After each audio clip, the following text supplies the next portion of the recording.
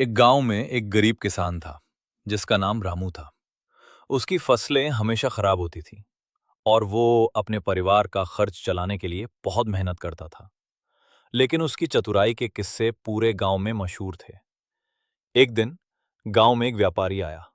उसने कहा, मैं तुम्हारी फसलें खरीदूंगा, लेकिन केवल उन फसलों के लिए जो सबसे अच्छी होंगी।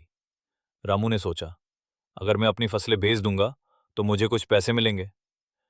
व्यापारी ने रामू से कहा, मैं तुम्हारी फसलें आज ही देखूंगा।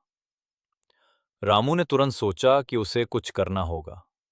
रामू ने अपने खेत में एक पुरानी गाड़ी खड़ी की और उसके चारों ओर कुछ अच्छे फल और सब्जियां रख दी। जब व्यापारी आया तो उसने देखा कि रामू के खेत में ये सब कुछ बहुत अच्छा दिख रहा है। व्यापारी ने कहा, वाह, तुम्हारी फसलें बहुत अच्छी हैं, मैं तुम्हें अच्छे दाम दूंगा। रामू ने मुस्कुराते हुए कहा, धन्यवाद, लेकिन ये सब मेरी असली फसल नहीं है। व्यापारी हैरान हुआ और पूछा, तो तुम्हारी असली फसलें कहाँ हैं? रामू ने कहा, मेरी असली फसलें तो खेत के दूसरे कोने में हैं, लेकिन मैंने सोचा कि आपको पहले ये दिखा दूं। व्यापारी ने उसकी बात मान ली और खेत के दूसरे कोने की ओर बढ़ा। वहां पहुंचकर व्यापारी ने देखा कि वहां की फसलें सच में खराब थीं।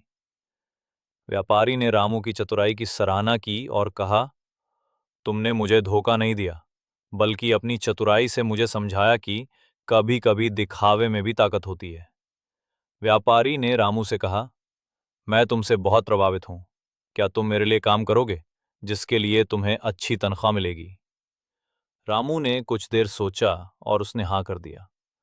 व्यापारी ने रामू को उसके अच्छे विचार और चतुराई से प्रभावित होकर कुछ पैसे शहर आने के लिए दे दिए।